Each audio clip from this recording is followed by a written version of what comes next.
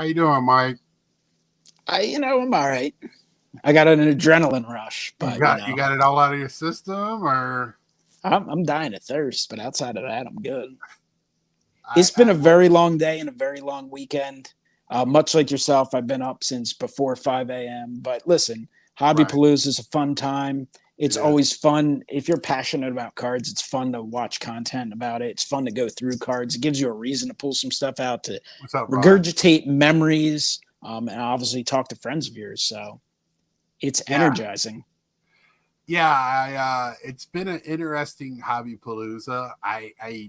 They put on a great show. I think it was a great mashup of different vintage collectors. Uh, and but they had a lot of TTMers this year. I thought that was a little bit different, and a little bit younger people. I thought with Dom and Jake, I thought they had a pretty good show. I haven't got to see much. Over the next week, I'll probably get to watch a little bit more. I didn't get to see the one that I think kind of triggered some people. The tip, but I'm all right with it. Collect how you want to collect, and don't. What's up, Doc? You don't want to put. I don't want to tell anybody how to collect. That's for damn sure. But don't tell me I'm a moron for collecting or opening new products, right? If I want to do it, it's my money. It's my entertainment money. Yeah, I mean, you can guide and like again, I encourage people. I think for most people, right? If you get in, we're talking about basic. We're talking about people just basically getting into the hobby. I'm not talking about people trying to become influencers and all that because there's a lot of that. People just kind of getting in, they don't know anything about cards and they're looking for PSA stuff before they've ever even opened anything. I'm more so thinking about like I think about my 8-year-old nephew, right? He's not I mean, I guess he would consider himself sort of a collector. He's not really. He doesn't, know that much about the hobby. He knows the tops cards and he knows some big league. He doesn't really know a lot of the different sets names, but he loves baseball. He loves the players. He likes, at this point, kind of lining them up, right? And going through the team and being like, hey, who do you think is better and that kind of stuff. But the way you're going to evolve is if you're starting off as a kid, and if you're older, you'll be at maybe a little accelerated rate, but you're going to want to open some packs, or even buy a full set. It doesn't even have to be to opening packs because I don't think my nephew cares about inserts or any of that stuff. Um, but you're going to like the players you're watching, right? And you're going to enjoy that. And then you're going to get older and mature and you're going to get into more stuff, maybe open some higher end stuff or collect certain players. You buy some more expensive stuff, you're going to tighten up. You can't do everything necessarily. And then, it's natural as you get older, you'll maybe even be a little more interested in history. I'm sure there's some little kids that like, I don't know, American history or world history, but there's not many. It usually takes a little while before you're into it. You're probably more interested in superheroes and a bunch of fake stuff, right? Right. So it takes time to evolve. And it's the same thing in the hobby. You kind of get into it or get back into it, you're going to find your way. And there's definitely going to be something you prefer. Some people will prefer the modern stuff. Some people are going to prefer the vintage stuff. I'm just saying, in my opinion, you should have an open mind to a little bit of everything. And I'm not saying, split it 50-50, this or that. But like, I just think there's so much to appreciate. And no matter what sport you collect, of course, we're referring mostly to baseball, but like football is kind of the same way. Football is a little the opposite. I mean, even 90s football or 2000 football outside of Tom Brady is like completely disrespected. It's like, all right, you didn't play before this year. Nobody cares. So Brad wants to know. So Brad, it's been said by different people um, that love vintage and only deal with vintage, and they've said the term "I don't watch today's game; it's bad." But they didn't watch the players they're collecting, so it's kind of confusing to me. Um, to love the history of a game that you don't like, uh, it's weird to me. But uh, I have appreciated it. I have talked to some of these people because I'm open to it. I'm not the end all be all on who decides on what, but I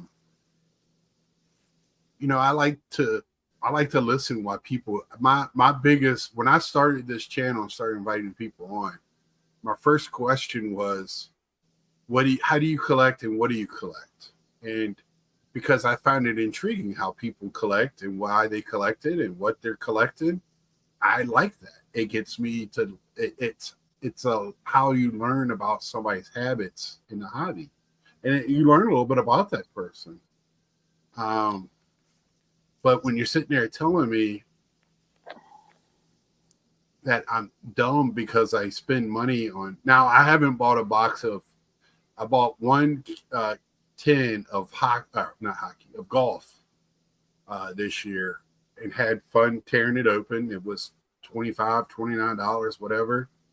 I don't see it often, so I was like, oh, I'm going to buy this. I like golf, so I had fun with it. And yeah, I mean, listen, it is in theory stupid to open certain stuff. Certain things you're going to get killed on. You just are. But if you really like that product, then it is what it is.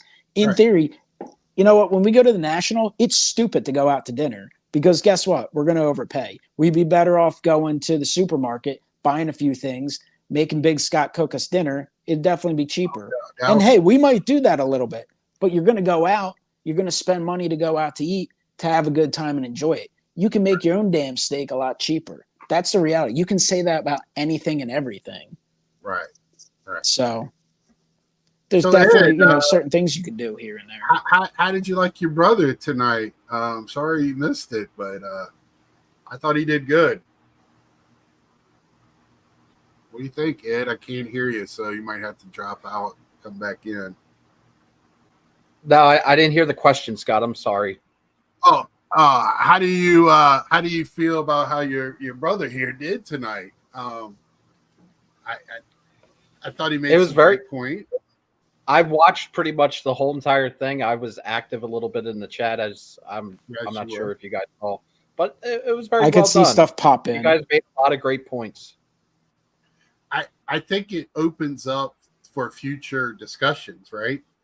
It's all, but some people won't take it that way. I would love for that to be an open discussion. This are the type of panels they need at the show instead of, I don't know what they do on that stage. Hobby Hotline does a thing 2 or 3 times, and outside of that, I don't know what goes on up there. But to have panels, to have actual discussions about hobby topics, open air topics would be awesome. But I think it was great opening, and if somebody wants to talk about it, we can sit down and talk. I'm not going to argue about it. It's not worth arguing about, I can tell you that. I mean, there's a lot of great videos that were on the Hobby Palooza, so I definitely encourage everyone to check them out. Yeah, when you get time. Garrett's today. I wanted to watch that. Just a quick note. I'm sorry to cut you off, Mike. Garrett will be a guest on my channel before the National. I gotta look at my notes in my phone. I have him, and I have Scott with Reindeer Studios coming up, and hopefully Ed will be around for Scott's because that's going to be a food talk night. So I will definitely try to make it for sure. Definitely. Yeah, I think that's 2 weekends. Scott, did you have an opportunity to check out the John Stars? I did, y'all. I did watch y'all. I did. I couldn't watch it live. I was talking to my mother. That's the time that me and my mother talk. So she's going to win. And on Sunday, that's my time with her. And I did watch it in double time. I thought y'all did great. I love the history, the passion. When y'all started talking about 90s and 80s, even 2000s, the passion for Phillies baseball, and just was awesome. And what Eagles y'all talked about and stuff. So, yeah, it was fun to be a part of that. I thought John did a really good job, and he was definitely well prepared. So yeah, it was fantastic. And I think I think the thing that comes through in the video, I'm definitely going to rewatch it, but I think the thing that comes through is like all four of us are really passionate sports fans. Like we're all passionate about our teams and everything, and I think that comes through. Yes. And also, you're welcome, Hobby. Because if it weren't for Philadelphia, who knows? You might not have baseball cards with all the stuff that's been produced in Philadelphia. Everything comes from this city. Everything originates from this city. Shit, you're lucky to have a country. Yeah, it's 1776. I did not know that so much was produced in y'all's area. And it was, I guess that's why so many offcuts and all that during that time period. But perhaps. Anyway, but y'all also like steam your hamburgers, so it's weird. So, but you know, I really, for the most part, everything I've watched has been enjoyable. I don't. There's a good reason for that, James. What did James say? He said nobody mentioned the 2009 World Series. Yeah, I didn't. So I tried to pull out a few things. I mean, so before John's show, that Carlos was tame. Wow, really? I saw a few minutes of it while I was wrapping up some stuff, but I had to get up very early this morning, so I didn't stay a lot. But yeah, I did. I grabbed some stuff before John show. Like I got on there. At the very last second. Then I pulled out some more stuff for the last show.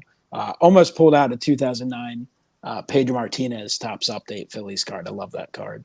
And he was awesome for the Phillies, but he was out of gas by the time they got to the World Series, specifically Game 6. Like before that, they were pitching him on like 7 to 9 days rest. And Game 6, He was only on a few days rest. And and I do want to pitch. He got hit pretty good. Yeah. I have me and my dad's show up for tomorrow. And if you only watch me and my dad once, this is the show to watch. We talk about Willie, how I've been disappointed, especially in our hobby, about probably the greatest player, if you know, of that era. It's hard to compare eras, and I just don't see the love. A friend that's in our group made a great point of all we heard about was card values and not how great a player or person this guy was. It was a little disappointing. And it's also that way in the baseball world. You hear about him once a year. You hear about the catch. I did watch Thursday. Did you ever watch the? I don't know who put it out. I know it's on Max documentary, little "Say Hey Kid" thing. I think it's about an hour and a half. I actually put that. I had put that on the other day while I was working on some stuff. It was enjoyable to watch.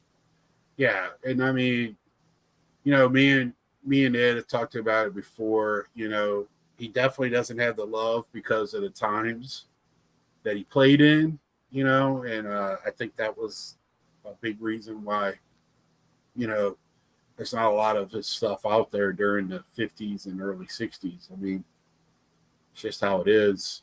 Yeah, I mean, some guys just for whatever reason are just more popular than others too. Yeah. It's kind of that way, and sometimes things change. But even if you compare Schmidt and or not Schmidt, Griffey and Frank Thomas, like Griffey he played center field. He was the better overall player because of his defense. Right. But like Griffey was always just so much more popular than Frank Thomas, even though, you know, they were lumped together, but Griffey was the favorite. You had that Trout Harper. Trout was always the favorite, and he still is in the hobby, even though Harper at this point, I'd rather have him, like he's doing more on the field. Right. He has for the last few years, but obviously they're both having great careers. Yeah. And then, you know, Mays, as great as he is, and you constantly hear people say, oh, the greatest player. But, like, Mantle's just – he's so unbelievably popular. And it's very easy for you to get overshadowed. I had to see one more Mantle card this weekend. I probably would have puked a little bit. But, yeah, I have one here. I was going to show it today, and I was like, why? I'm not going to show it. I do have a Schmidt card, though. I got a Schmidt card. It's David Wright, but it's Schmidt on there. That was the one. I was with you at the National, right? Yeah, that was the one that I got a good deal on, and after we both got the Clementes. There's never a wrong time though to show the second best outfielder in New York, Mickey Mantle. Never a wrong time to show one of those cards. Well, my dad, at that time there was actually 3 good center fielders, and Duke Snyder. Yes, sir. So, Hey, Willie Mays said Richie Ashburn was the best center fielder. I posted that in the comments. Richie Ashburn had the most hits in the 1950s for any player in the 1950s. Most and hits. He's super. I mean, obviously, I hear about Ashburn all the time, and I'll talk about him on the channel. Yeah, but Brad. I feel like in the grand scheme of the hobby, like Ashburn's definitely an afterthought. And again, he's not the power hitter that these other guys were, so that naturally, it's the same thing as Stephen Kwan or Luis Ariz or even Tony Gwynn to a degree. Gwynn being far more popular, but I mean, I just think one of the things is like you brought up the point, which was a point I was going to bring up. A lot of the vintage guys are romanticized, like the pre-war guys. The 1800 guys you barely hear about. I mean, if it weren't for the hobby, you would almost never hear about those guys. And listen, their names, like they're not, there's some photos, there's really no video. Like it is what it is. Even the guys in the 10s, like it's just not as much. You hear about Christy Mathewson and those types of players because we are involved in baseball cards. But otherwise, you wouldn't, unless you're watching one of those targeted things, you're just not going to hear about those guys as much. You always hear about the guys from the 50s, and it's because our fathers or grandfathers like saw them, and there was photography of them and some video clips, and we grew up listening to the stories about them, and it's of course the positives that are going to be told over and over again. So that's why like they just get so romanticized. And just all the errors are different. Obviously, we know that. Yeah. There's aspects of playing today that's far better than playing back then. And there's things. I mean, do you think Roger Maris would he have gotten through that season? You always see, and you saw it in the movie, and you hear about it. He didn't do well dealing with the media, and that was for guys writing newspapers. Can you imagine if he had to play with sports talk every day and Twitter and all that bullshit? Social media. Yeah, like there's an aspect of playing now. Friends with them too. That's what people don't understand. That the media was friends of the players. There's aspects of playing today that absolutely it's more critical. Every at bat, everything. I mean, we even talk about it with the umpires, and believe me, umpires drive me crazy. But again, we got video. There's been bad calls forever. It's just now it's all on camera. And the same thing with the players. We see some of the great stuff they do, but we also see all the flaws of the current players, and it's fresh in our mind when they do come up a little short. Yeah. And whereas when they show those videos back in the day too, they always put like music to it or something to get you like you're happy to watch it. It's subliminal messaging, right? Like these guys were greater than what you ever thought they could. They were superheroes. That's what they're making them out to be. But and I'm not trying to take anything away from them. Believe me. No, they're awesome. I would love to get in a time machine and go back to that era to watch games, especially Negro Leagues. Take me back to the 40s. And yes, I want to see Josh Gibson. I want to see, I want to see all of it. And but when you sit there and tell me that their game is better than today's game, I have issues with that. It's a different game to start with. The rules, the setup, everything's the same, but how it's played technically on the field is different. The guys are bigger, stronger. It's all going to be, and they did the opposite. They didn't move the fences back. They moved the fences in. So but that's the story of baseball, though. Baseball's very generational. Like, I guarantee you, there was Yankee fans from the 20s and 30s who grew up watching Babe Ruth and Lou Gehrig. And I guarantee you those people probably thought Mickey Mantle was an overrated prima donna. I guarantee you there was probably people that grew up watching Mel Ott and thought Willie Mays was an overrated modern prima donna. And so it's generational. I'm sure there's Tiger fans who watched Ty Cobb who thought he was the best player ever. And when they got around to seeing Al Kaline, they probably thought, who's this scrub? Right. So you know what I mean? Like it's a generational game. Yeah, and there's different eras. You had the dead ball era They're using different bases. The guys weren't going to hit a lot of home runs. It's just you pick up players and you put them in this era. You pick up players now and put them there. It's going to be obviously, guys. There's a reason. It's not because guys were even necessarily better hitters in the 1900s, where all these guys hit 400. They didn't even use gloves in some cases, or they used really crummy gloves, and the scoring was probably a little. Or they different. shared the gloves. Yeah, like that's what but I'm saying. It's all like you can compare stats to a degree, but you can only compare it so much. Right. Again, not everyone played. Now you have guys from all around the world playing. Back then you had only part of the country playing. Right. The scouting is different and better. I mean, y'all's boy Chase Utley lived in London, getting paid by MLB to teach the sport to people in England, to move the sport over there. So, they did it in Italy, they did it in Australia. Japan's been playing it forever.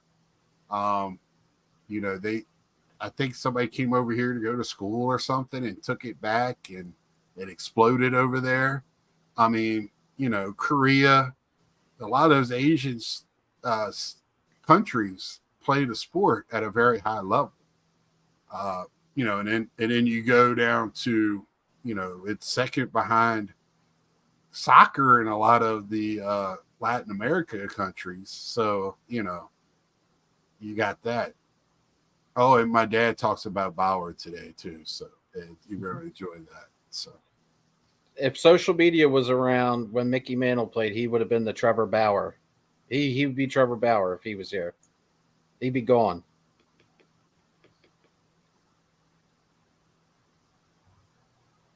Yeah, but that's like go ahead. Talking about how the game has changed, though. That's like a point that Mike brought up. Like he talked about the players from the 1800s, and obviously there's a player from the 1800s that I totally despise and I think should be kicked out of the Hall of Fame, Mr. Cap Anson. To me, when I look at his numbers, I don't respect any of his numbers, and I'll tell you why. Like, because the game was so fundamentally different. Even how it began, even how it changed in the 1900s. Because think about it, they weren't using gloves. They were throwing underhand, 35 to 45 miles an hour underhand pitches, no gloves, and most of the players were farmers and stable boys. So how can I look at 3,000 hits? There's a lot of firemen. How can I look at his hits with like any sort of reverence to it? Because if you take him and you put him in a time machine, and you even put him in Babe Ruth's era, or you put him in the early 1900s, he probably wouldn't even hit his weight. Yeah, and that's why I hate comparing eras. I don't want to compare, somebody in this group sent me a thing comparing Mickey Mantle to Frank Thomas. And when you look at those numbers, they're shockingly similar. That definitely wasn't me. and it was eye-opening after somebody was bad-mouthing Frank Thomas for being in the Hall of Fame. So I feel like it's they compare numbers. You can compare this stupid war shit. You can do all you want, but it's really not comparable, right? And I feel like you should be in the Hall of Fame for playing in the era you're in, and not compared to the eras that were before you. That's kind of how I feel about that, but I'm sure others feel much differently than I do, and that's fine. You're right to your opinion as long as it is. But I feel that's how I feel about it. And for me, the collecting side of it, because we are talking about the hobby still, I want to collect the players that I enjoy to watch. And so why do I collect Campanella? Well, he has a great story. He also got screwed by the times he played in. Mickey Cochran. I love my dad, I just for some reason connected with him. And then when I went, it was like something when I went to the Hall of Fame, and there's his catcher's equipment there, and I'm like, how in the hell did this man play catcher wearing this stuff? You had to be a man to do that. It was no doubt about it. And that's how I find connections. And that's why I understand why people collect vintage, the history, the stories, whatever. But then to poo-poo on modern kind of is an about face. I just I enjoy watching old games from 20, 30, 40 years ago. I'll watch like random games from the 93 NLCS, and Right. It's similar, but it's going to be a little bit different.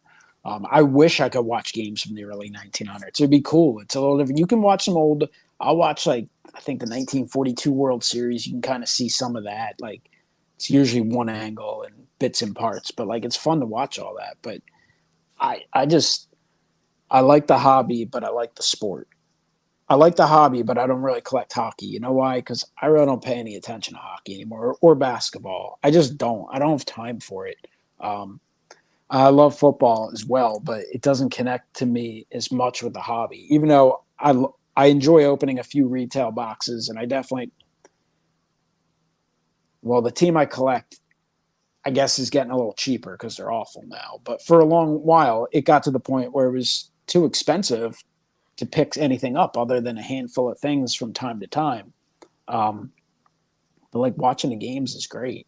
And like, obviously I look forward to the Phillies and I watch as much of them as I can, but I like watching all the games and flipping between them because there's so many good players. Like it's awesome to watch Shohei Ohtani. And in 50 years, there'll be people be like, man, I wish I got to watch Shohei Ohtani. The same way we might say, man, wish I got to watch Harmon Killebrew, or I wish I got to watch Babe Ruth, or I wish I got to watch, whoever from the early days. It'd be neat. It'd be awesome to watch Grover Cleveland, Alexander pitch. Don't have that opportunity, but you do have the opportunity right now to watch great guys. And it's also fun to see the excitement in a fan base. Mm-hmm. Would I go invest hundreds and hundreds of dollars in Paul Skeens cards? No. Would it be cool to have a couple cheaper rookies? Absolutely. Watching an enthusiastic crowd in Pittsburgh, watching this guy who has incredible stuff, I don't know what his career will amount to. It's a big risk with pitchers, not just sports card prices, but obviously for the team investing in these players, locking them up. Because the reality is most of these guys get hurt because of the way they're spinning the ball, how hard they're throwing. This isn't the old days where guys, it was a blazer to get a 92-mile-per-hour fastball. I mean, these guys are all hitting triple digits. I remember it wasn't that long ago. It was what, Ed, 2005? Billy Wagner's a Philly. He hit 3 digits on the scoreboard at Citizens Bank Park and fans cheered. He was one of a couple guys in baseball 20 years ago, 19 years ago to do that. Aroldis Chapman came in the league throwing 102. Now, there's 5-6 guys on the Phillies staff right now that hit 100. There's 100 plus guys in the league. They throw harder, and guess what? Those ligaments eventually go. So they're not going to throw as many innings as they could. I mean, this is a great point. What if Mantle had the medical tech they have today?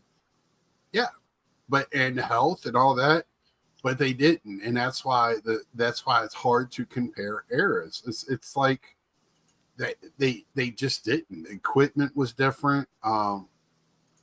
Yeah, I mean that's definitely the time that was missed. I mean, so many guys missed 2, 3, 4 years. Yeah, with the wars.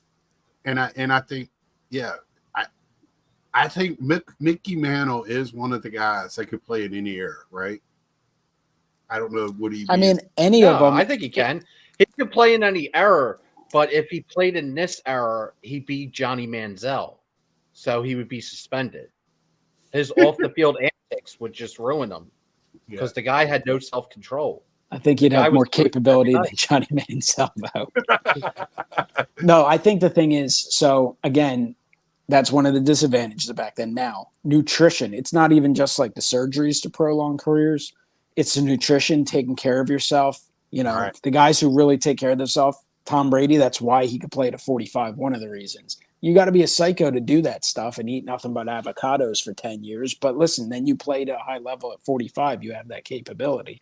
And if you took some of those guys, and obviously if you take a guy like Ty Cobb as he was and just throw him here, he's not going to be as good, because Ty Cobb looked like he was 64 years old when he was 28, because that's just the hard times he lived in. But if you took Ty Cobb and put him in this situation, everything the same, but he grew up in this time, he would be an excellent player. Travel ball all life, and but he would, and there'd be aspects that would be better and more honed skills because of all that's available. But you're going against more competition as well. I think that's why you had a bigger separation. If you look at some of the stats, I mean, look at Babe Ruth. Like, that's why he's the greatest player of all time. Look at his freaking numbers. He hit more home runs than the rest of the league combined. But that's just the disparaging talent as well. He obviously was great, but there's just not as many good players back then. There are obviously other great players, all-time greats, but I'm telling you right now, there's so many guys.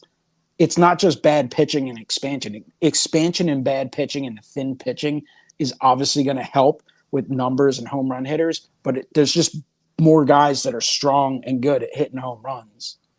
I mean, it's not, even growing up with the Phillies, I mean, the first Philly I saw hit 30 home runs in a season, not counting Mike Schmidt because I was super young during his, glory days. I saw more at the tail end, was Benito Santiago. It was like amazing. He hit 30 home runs in 1996 for the Phillies.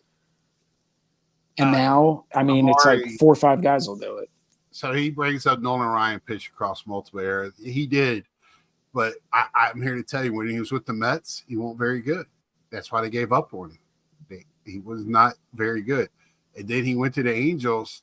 I don't think he was very good there. He hit his prime when he was with the Astros and Rangers. He learned how to pitch with his speed. There's actually people, obviously. So Nolan Ryan's very popular in the hobby. And I would say, let me make one more point. So if I could put somebody else out there that pitched through multiple eras, would you say the same thing? Jamie Moyer. He pitched through several eras. He pitched through the steroid era too. Right. But we don't, so he was. I mean, Nolan Ryan's very popular hobby-wise, but I do hear a lot of people actually talk shit on it, the fact that he never won a Cy Young and stuff like that, which he's still an all-time great. I mean, he could throw no-hitter on any day. I mean, and he struck out a ton of guys and threw so hard and such, and Nolan Ryan's awesome. I mean, Steve Carlton, he pitched in the 60s, 70s, and into the 80s as well. Right. Yeah, Nolan Ryan is definitely a freak of nature. I mean, the man was how old, and he still threw like an 80-mile-an-hour pitch for an opening pitch one day? I think the biggest difference in stats, you'd have to go back and pull up some of the guys that played in the dead ball era and then saw that transition. Right. That's always interesting too. You asked me why I just love this game, and I love the hobby. I love everything about this, and Yeah, Amari, you're also. I got what you were trying to say. I do understand what you were trying to say, and I mean, Jamie Moyer to a certain extent had talent as well. That's why he pitched as long as he did. But he could pitch as long as he did because he was a left-hander out of the bullpen at the end of it, so he could pitch forever because they were a commodity. But that's. I understand, Amari, what you're exactly trying to say, and I do agree. That's why I made the comment, if you put – I think Mickey Mantle could play in any era. Now, the same Mickey Mantle – I mean, the Hall of Famers can all play in every era. It's just would they be as dominant in certain eras? And you made a great point is that they grew up at this time.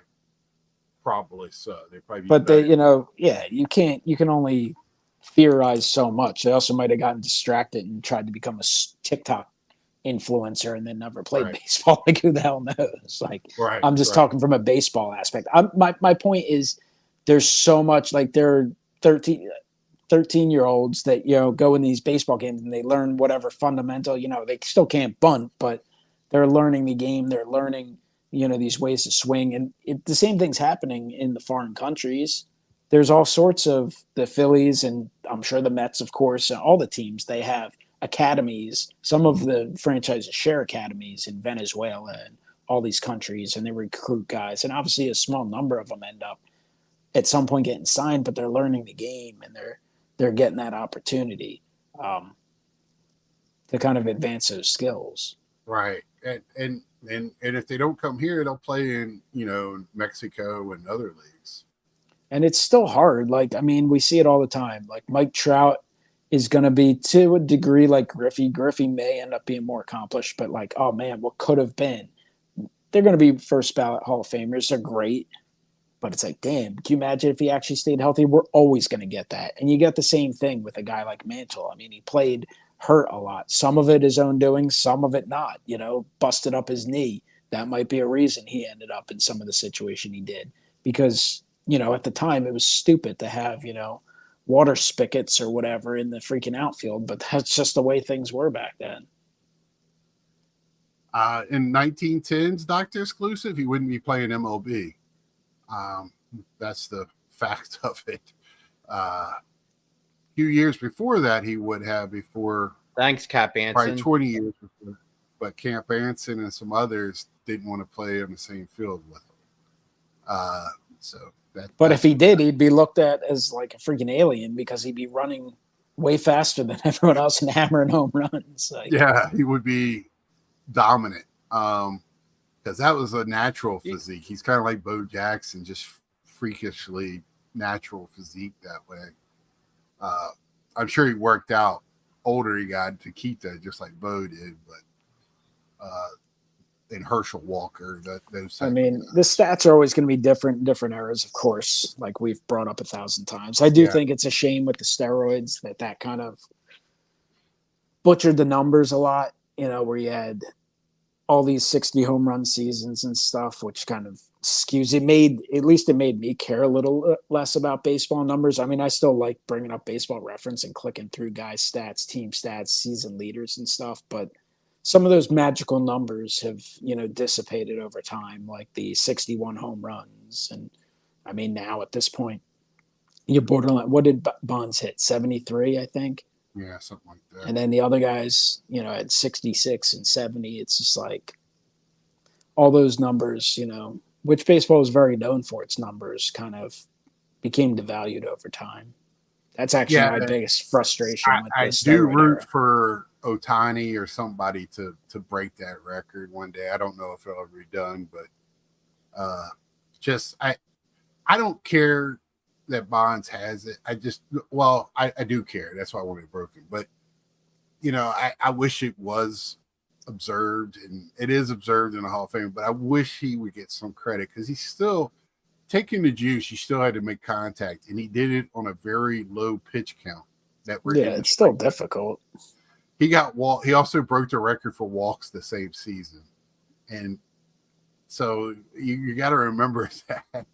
His on base percentage, I think he has the highest on base percentage and all this crazy stuff. So, and another thing, San Francisco, which is a hard stadium to hit. It's not like Yankee Stadium. So, another thing with this era too that neglected to bring up earlier was, you're also facing more specialty pitchers too. Mm-hmm. I mean, you're not seeing the same guy 4 times a game. 2-3 times a week. You're facing 100 miles per hour all game long.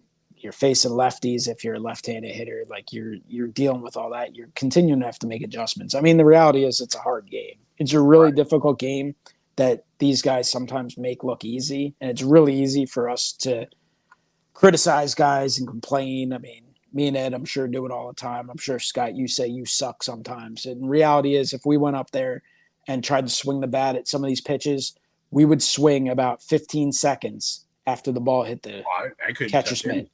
So, it's really difficult, and it's absolutely amazing what guys do. I mean, Amari's bringing up Judge.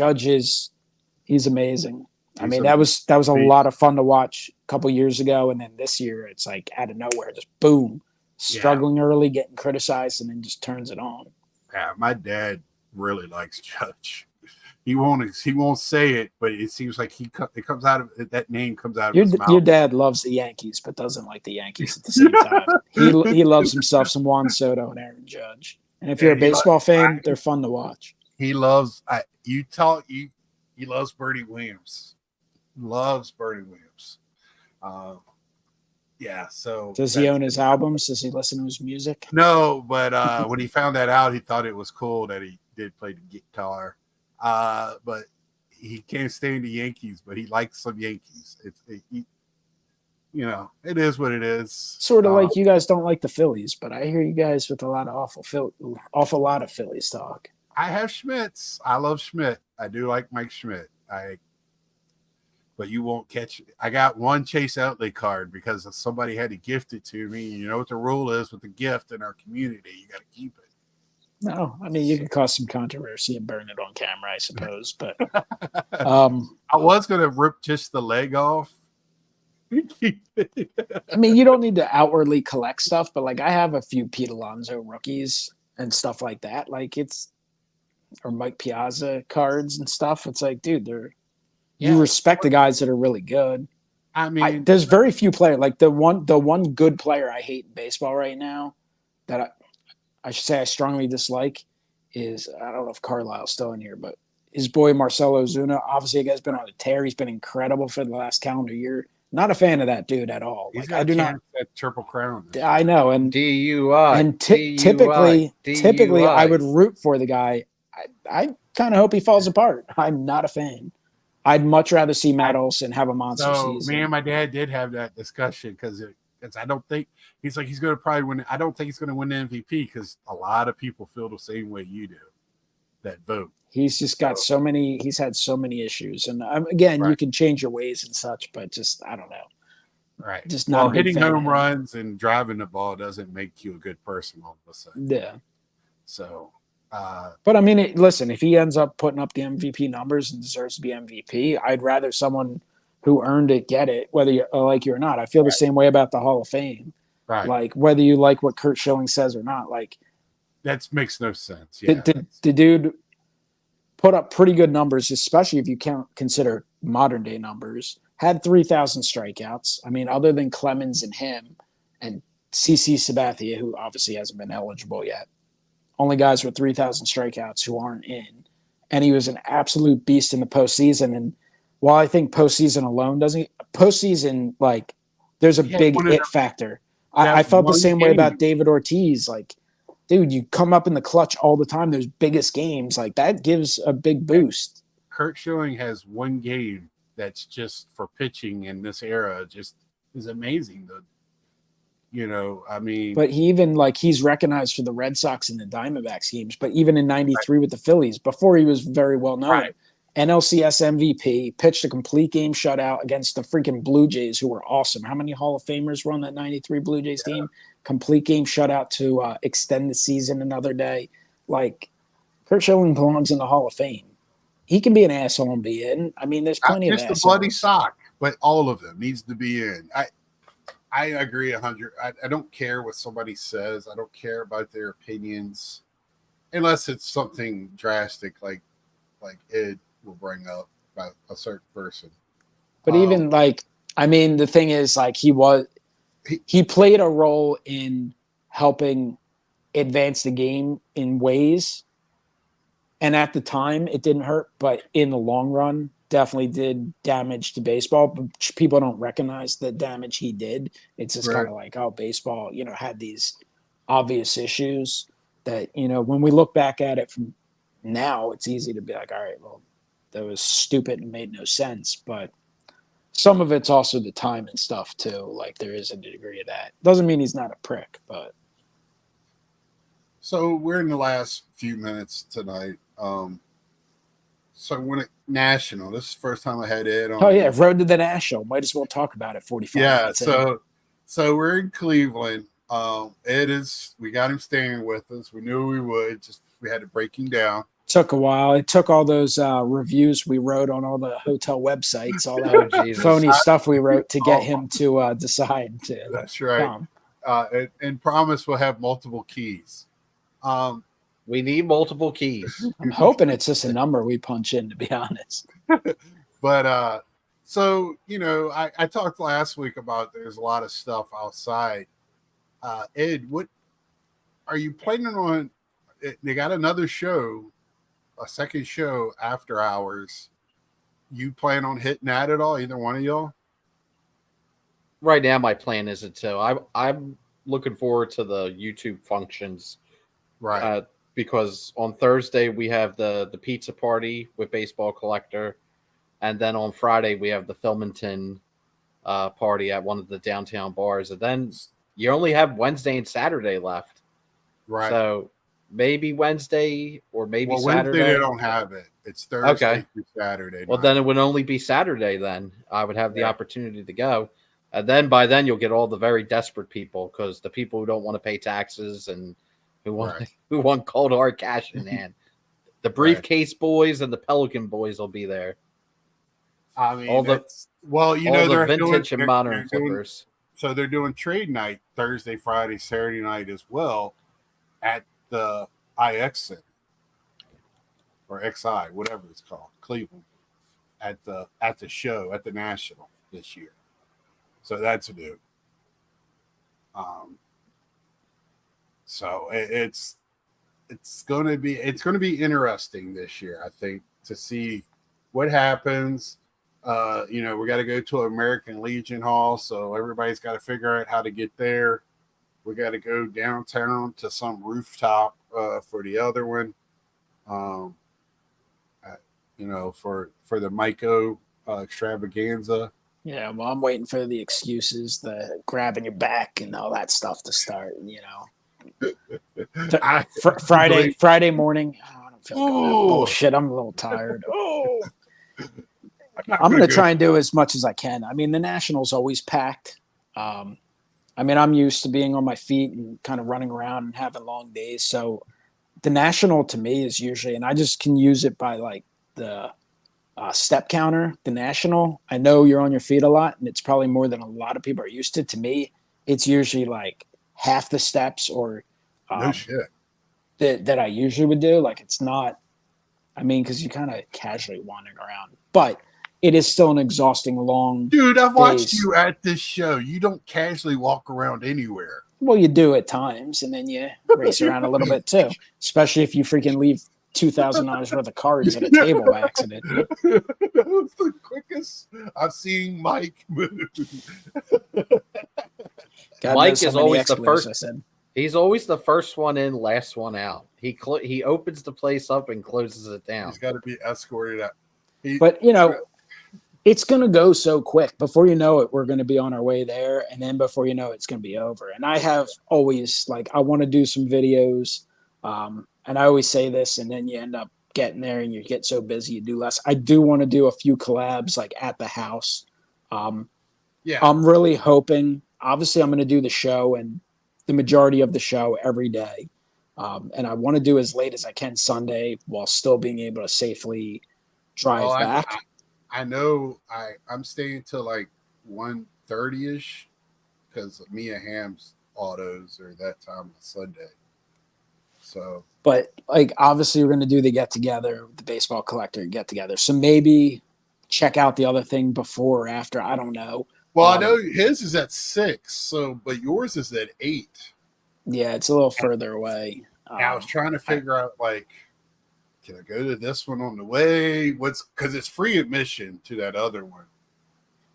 Yeah, it's the thing is you got to start factoring in, what you're going to do for dinner. I'd prefer to just do some quick meals, stuff like that. But I'm hoping Wednesday, in the ideal world, you get there Wednesday, you go to the show, and then hopefully we kind of go back to the house and kind of rest up for the rest of the week.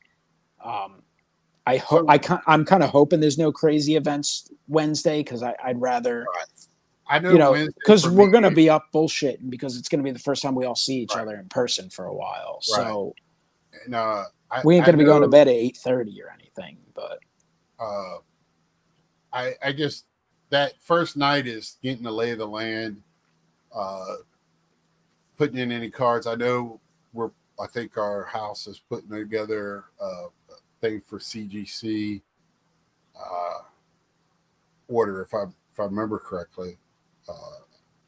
But was that in our group text we were talking about Yeah, that? I think I offered for us to do it, but I hope there ain't too much paperwork to fill out. Last Ready year for was those literally, 8.5s. I think I literally last year I did it on my computer, and at the end it has it.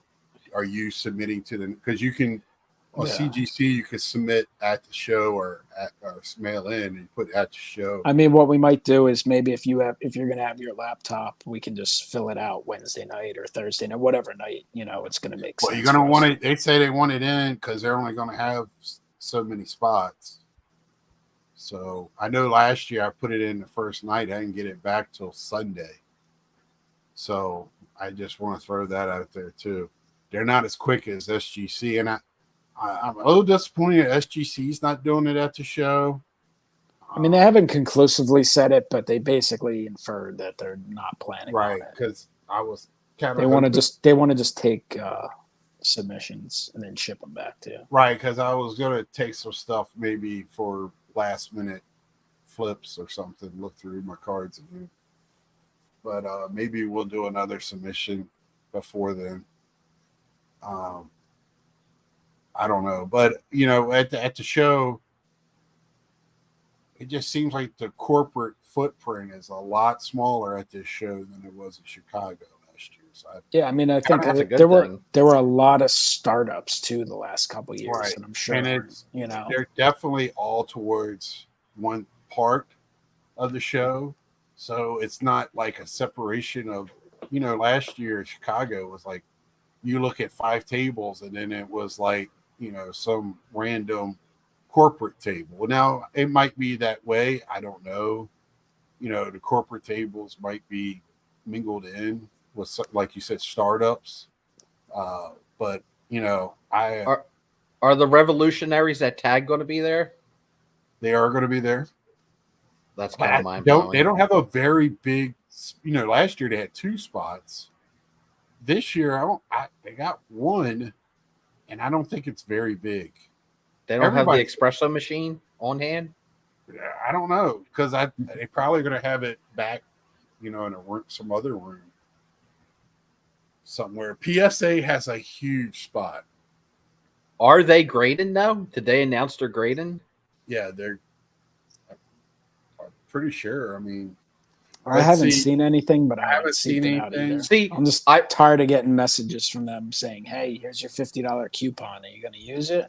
Like, you've been sending this for 2 months. This is where we go theory. We're gonna throw out a theory here, and this is totally into the wind. But why would PSA announce their grading fees for Fanatics Fest, but not the National, when the National is before Fanatics Fest? Ooh. Did you notice that? No, I didn't know they did that. They announced, PSA announced like what their fees were going to be for Fanatics Fest, like their drop-off grading, get your cards at the end of Fanatics Fest. But that's a full, I think, 3 or 4 weeks after or maybe a month after the National. Yeah, that's the one in New York, right? Yes, correct. So why didn't they announce take it a train for the ride National? there? I surely I can't be the only one that noticed that. I didn't know that's and SGC's not graded, and they're owned by collectors. So why would PSA have such a large footprint if they're not going to grade? What would they need it for? Drop-off services? Yeah, I guess. If they get a lot of drop-offs? I don't know. That's just me throwing that out there into the wind. I'm sure they'll do some on-site autograph authentication too, I'm sure. They usually have something tied in. Joe made a point at the Detroit show that he heard or was told by somebody that went there that that PSA took SGC submissions at that show. So that's some interesting stuff. That would be interesting. I think. Can you imagine if they did that though? Because it's not going to make or break them not doing grading on site at the National. At the end of the weekend, they're still going to be a multi-million-dollar company. I did buy like a little body cam for the show, and I got like a new stick that goes out to 6 feet or whatever. So hopefully I can get some stuff. Yeah, it's just it does take some discipline to make Well, sure you that's make my some plan videos, for because in the when- moment you're not going to feel like, you're having so much fun looking at cards, you're having so much fun interacting with everyone. Sometimes you have to take a step back, and you don't want to make it all about content, as people like to phrase it. But I think it is important to Well, you can get some go in clips. early on Wednesday if you want to and get That's get true. footage. But You mean it's you're just not going to be there day 0? it is. I think you can you- go you Tuesday need- with yours. No, you need a dealer pass for Tuesday okay. now. But I think in the past you were able to do that. I just think, there's some old clips that Ed's pretty good at getting, even if it's just a few clips, and then you can look back at them years later. I have clips from the Atlantic City 2015, and it's just like, Well, in my mind at least, they're iconic clips. the video of us driving into Chicago is awesome. The little quickie you did on that was and that was awesome because you were driving, so I was able to do that. If I were driving myself this year, can only do so much. But I just think it's important. Well, you could even fly if it's down here and drive. Even if it's just for your own consumption, I think it's awesome to have some clips. So and not just showcases of cards, because those look all the same in every video.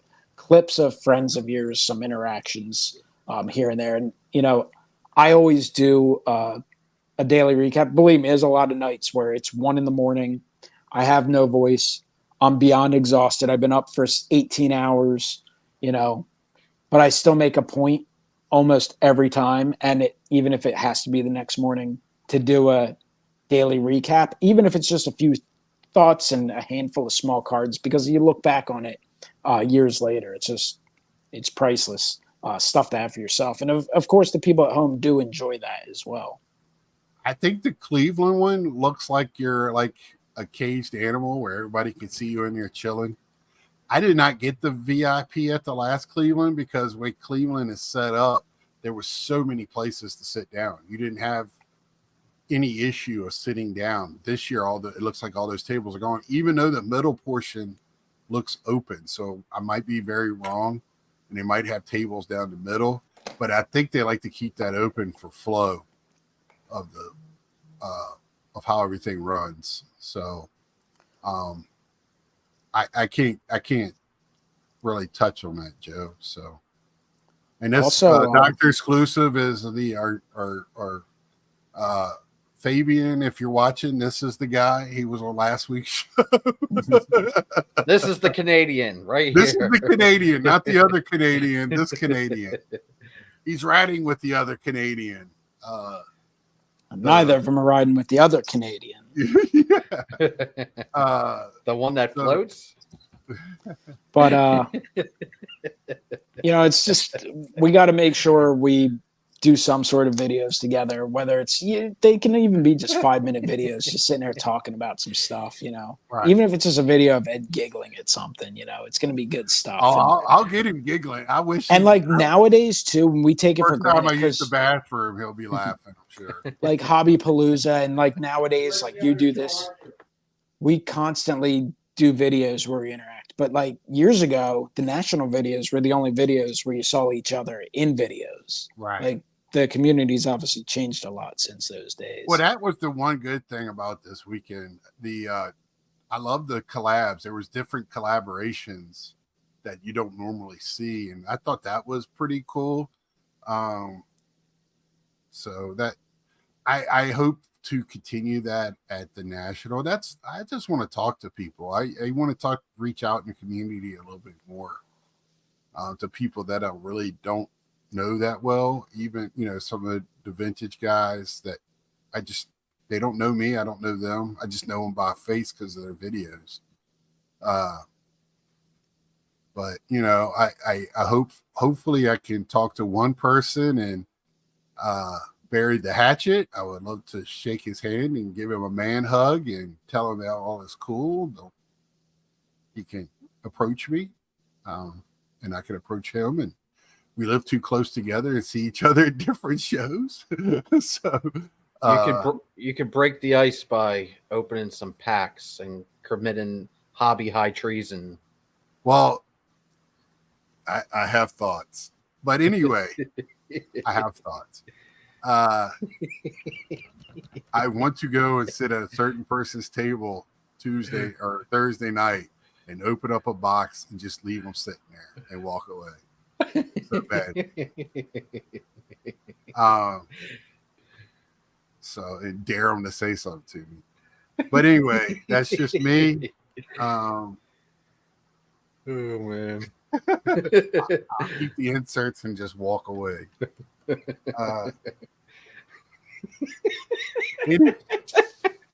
it is. But Mike, any closing thoughts on this weekend and any national thoughts? Right now I don't have anybody scheduled for next weekend because next weekend is the 30th. Yeah, I don't think so.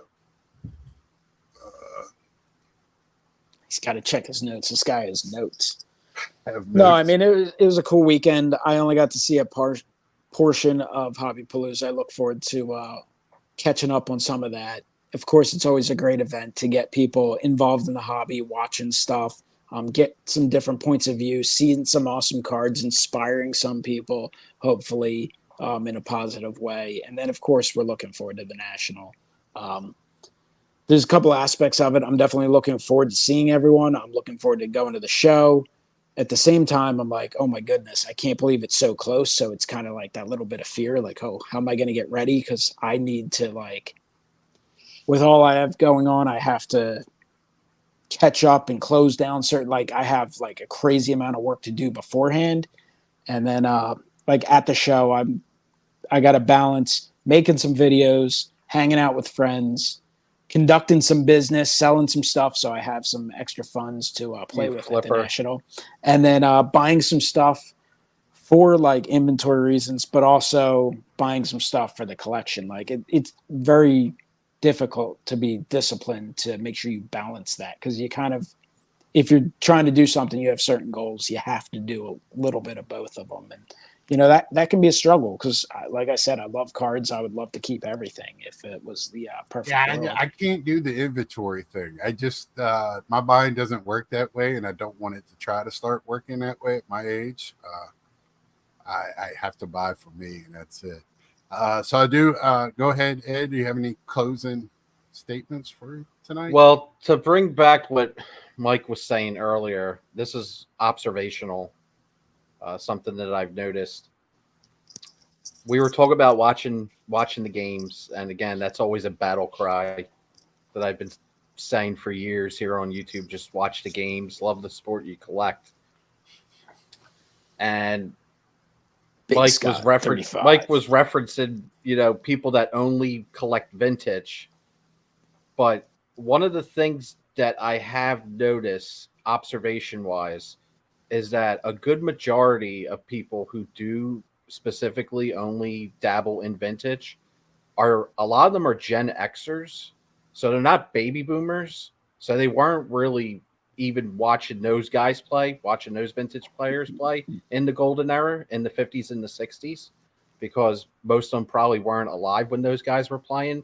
Yeah. So fundamentally, their grandparents.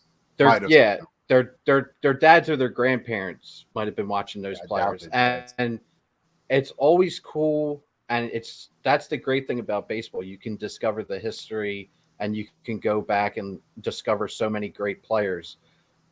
But the one thing I can't fundamentally understand is if you don't like watching, if you absolutely despise the sport and don't like watching the games, but you love an era that you never watched to begin with because you weren't alive, then why are we doing this whole collecting thing? You got to love the sport you collect. You got to love the sport you collect. At least that's what I believe. I believe that. I don't know how you can stay collecting. That's what I said earlier. It's like you got to be connected to it somehow to have the passion to do it, right? I mean, where's your passion come from? I mean, if it's about the dollar bills, then it makes it easier because you can part with things. Because I can tell you, if I don't open basketball stuff, and I really don't buy basketball singles, but if I do come across some product that's popular, I can buy a box for $40 and sell it for 60. And like, I'm not curious about what's in it. Like, I don't have any connection. Like, I do not care about it at all. Right. Things like that. So I guess, but I also have a hard time, even if I still don't think anyone, based on my small amount of observations, I think baseball is by far the most collected sport. And by team and even no-name types of players. While they might not be easy to sell, there's more people collect them than basketball and football for sure. But I have a hard time caring enough to like do enough research to know who people are interested in, other than like Michael Jordan and whoever the flavor of the month is. Right. And I think that's why you always hear about the same 4 or 5 vintage players. It's always Mickey Mantle. Hank Aaron, obviously, at some point got the notoriety. But I don't think Hank Willie Aaron Mays is now talked about as much as. But I mean, it's like a handful of vintage guys. Like at some point, Sandy Koufax, who does go for a premium, but you're going to start hearing more and more about him as he becomes like the new living legend that's left. Right. Well, Steve Carlton was better, so if you watch the games, you kind of know that. Well, I do have, I believe it's Garrett on the 7th, and then I have Scott Rainier Studios on the 14th, who this shirt is from his Etsy store. It's got all the Topps stuff on it from, I think, every design they've had. I think it's a pretty cool shirt. And he had them in man sizes for me, so I really appreciated that. And I just want to give him a quick shout out for that.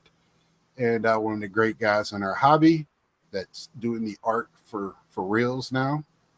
And so I just wanted to leave you with that, and just collect the way you want to collect. Have fun doing it.